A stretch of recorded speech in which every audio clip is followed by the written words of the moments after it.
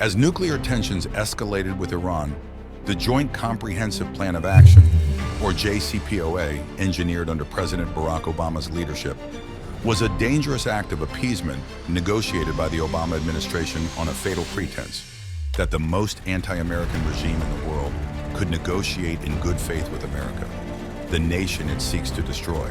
From the halls of Congress to the Israeli Knesset, the agreement was met with fierce opposition. Israeli Prime Minister Benjamin Netanyahu, Saudi Arabian officials, and a bipartisan coalition of U.S. officials voiced their dismay, arguing that the deal gave the radical Islamic regime too much for too little. They contended Obama's deal allowed Iran to maintain crucial parts of its nuclear infrastructure with only temporary restrictions. The most alarming concessions included the sunset clauses, which eventually lift restrictions on Iran's nuclear fuel production. These terms set a timer on Iran's pathway to a nuclear bomb, rather than dismantling it.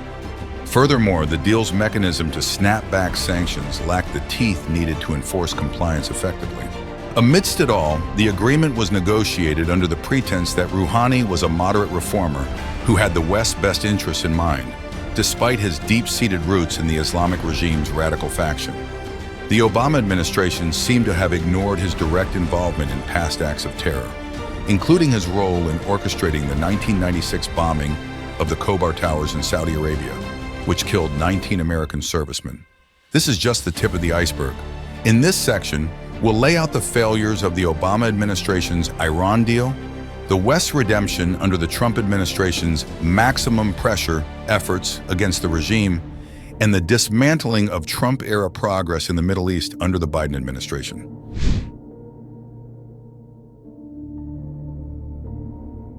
As the Obama administration entered negotiations with Iran, a critical error, and calling it an error is giving the Obama administration the benefit of the doubt, was made from the outset. They presumed they were negotiating with a Western-friendly reformer keen on dismantling the oppressive Islamic Republic. In reality, they faced Hassan Rouhani, a terrorist deeply embedded in the regime's most radical elements. Far from the moderate peacemaker the liberal media and far-left politicians made him out to be, Rouhani was a veteran of Iran's anti-American axis of evil, involved in decades of the regime's global terror operations. The Obama administration and other radical Islam sympathizers in the media failed or refused to acknowledge a critical fact, that Rouhani's candidacy was rubber-stamped by the radical revolutionary regime's ayatollahs. Would the radical revolutionaries seeking to destroy America approve of a president who did not subscribe to their ultimate goal? Absolutely not.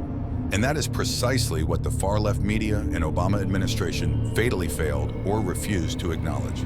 If you don't believe this, here is more context. Rouhani's era in the council coincided with some of the most damning acts of aggression, including support for Hezbollah, a dangerous terrorist proxy of Iran. He is even reported to be the mastermind in planning operations like the attacks on the AMIA building in Buenos Aires. Rouhani was the furthest thing from a so-called Western-friendly moderate. Despite the reality, the narrative of a moderate Rouhani persisted, underpinned by a significant media and diplomatic echo chamber. The media bought into the revolutionary regime's strategy to convince America they could come to the table in good faith. This misperception was not just a failure of intelligence, it was a deliberate oversight, ignoring the true nature of a man who had not only resisted Western values, but had actively combated them throughout his entire political life. The consequences of these flawed negotiations were immediate and far-reaching. Instead of disarming the most pro-terrorist regime in the world, the Obama administration emboldened it, enabling the regime's continued pursuit of its radical anti-America agenda under the guise of good faith diplomacy. The JCPOA allowed Iran to maintain thousands of centrifuges and offered sanctions relief that would finance Iran's continued terrorism and destabilization of the region. Despite promises of strict monitoring, the deal's sunset clauses and lenient restrictions on advanced centrifuge research were major flaws, allowing Iran too much leeway to escalate its nuclear capabilities covertly. The implementation of the Joint Comprehensive Plan of Action swiftly moved to unfreeze billions in Iranian assets, injecting a fresh flow of capital into Tehran's coffers. Almost immediately, Iran gained access to $4.2 billion in assets, and increased its export earnings by over $7 billion, bolstering its economic position significantly. As a result, Iran expanded its regional influence, visibly supporting Assad's regime in Syria and enhancing its military foothold. Tehran was positioned to funnel more funds to its axis of evil across the region: Hezbollah, the Houthis, Hamas. Because of the Obama administration's failure, they were all well-funded and further trained. Despite the Obama administration's misinformed hopes for a moderation in Iran's policies, the regime's actions post-Iran deal painted a wildly different picture. The anticipated diplomatic moderation gave way to an escalated continuation of Iran's regional and global antagonism. The Obama administration's appeasement policy had dangerously failed. The empowerment of Iran's regime through appeasement prompted a reassessment of policy approaches, setting the stage for the Trump administration's pivot to a policy of maximum pressure.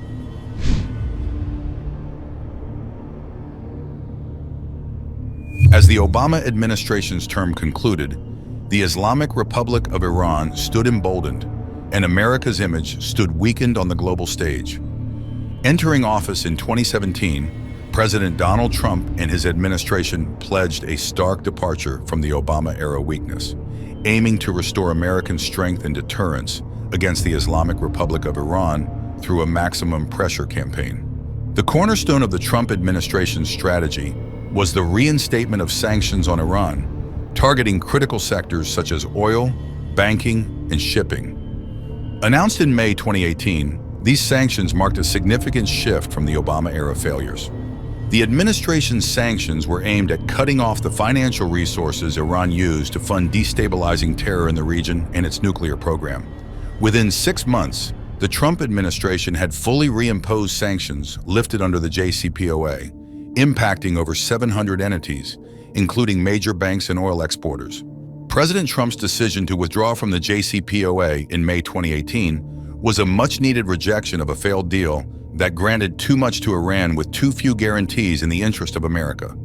The Obama-era deal had failed to curb Iran's terrorist and nuclear activities and instead had financed them. This reassertion of sanctions was not without pushback from the globalist community.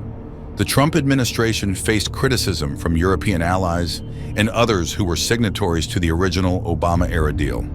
The sanctions were described as the toughest ever imposed on Iran, intended to deter the evil of Tehran and get them back to the negotiating table on America's terms.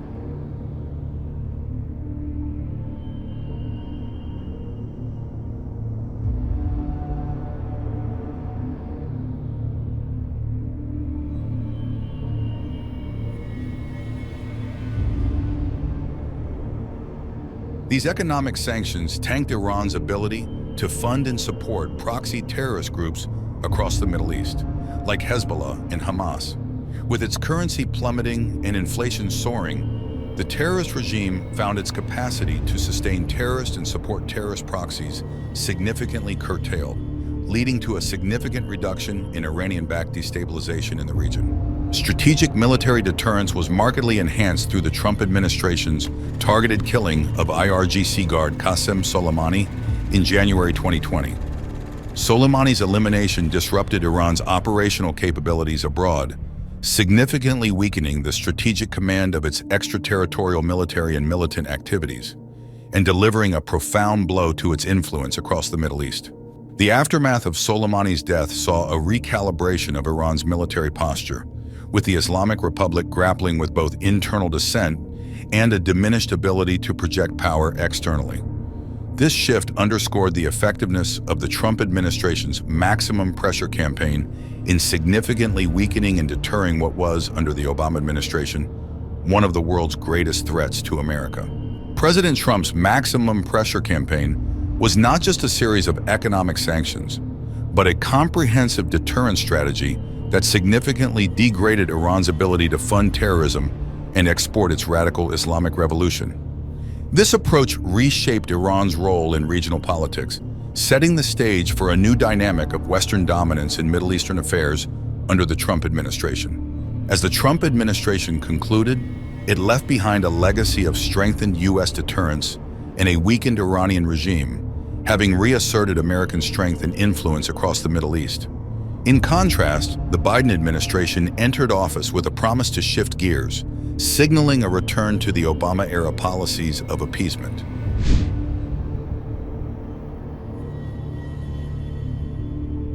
President Biden campaigned on easing tensions with Iran, vowing to re-engage and re-enter the JCPOA. This marked a significant policy reversal, aiming to replace maximum pressure with more failed negotiations and appeasement. In the early days of his presidency, Biden's administration quickly set the stage for appeasing the radical Islamic terrorists in Tehran, stripping the sanctions and military pressures that had isolated Iran during the Trump administration. The administration even revoked Iran's terrorist proxy, the Houthis' terrorist designation. This shift directly undermined the leverage America had gained throughout the Trump years and re-empowered Iran to fuel destabilization in the region through state-sponsored terrorism. The Biden team pressed forward, emphasizing the need for a new approach to address what they saw as unsustainable tensions. This policy shift was accompanied by rhetoric that promised a more cooperative and multilateral framework, aligning with European allies who had opposed Trump's unilateral moves. As President Joe Biden took office, a significant pivot in U.S. foreign policy unfolded with the return of key figures from the Obama administration. This included appointing veterans like Robert Malley as Iran envoy, signaling a deliberate return to diplomatic engagements reminiscent of the 2015 JCPOA era. This signaled a deliberate revival of past failed engagements with Iran. As a result of the Biden administration's weak posturing, Iranian aggression was reignited. A series of unrelenting attacks on American forces in the Middle East, including a deadly assault on a U.S. base near the Jordanian-Syrian border. These attacks have left American service members dead and others severely injured. The Biden administration and its Obama-era veterans stand by a strategy that not only previously failed to curb Iran's nuclear ambitions, but also encouraged its proxy wars and regional dominance ambitions, yet they continue. They seem to have no qualms with increasing violence rather than peace. As the Biden administration embraced a strategy of appeasement toward Iran, America's most loyal ally in the Middle East was at risk. The administration's appeasement policy signaled to Tehran a decrease in direct consequences for aggressive actions, emboldening Iran's ambitions for regional destabilization. Israel found itself increasingly isolated. The U.S. stance, which aimed to re-enter the nuclear deal with Iran, relaxed sanctions, providing Tehran with financial relief. This bolstered Iran's capability to support its terrorist proxies, putting Israel at existential risk. Then America's worst nightmare came true. On October 7, 2023, Iran, through its terrorist proxies, Hamas and Hezbollah, launched an orchestrated land, air, and sea terrorist attack on Israel. This ring of fire strategy was not just a show of force, but a clear message that Iran perceived itself as having the upper hand amidst U.S. diplomatic overtures. Amid these escalating tensions, the Biden administration's continued pressure on Israel to restrain its defensive actions against Hamas and Hezbollah has further complicated the alliance. This pressure reflects a significant misalignment in dealing with a state that vows destruction against Israel and holds American interests at risk.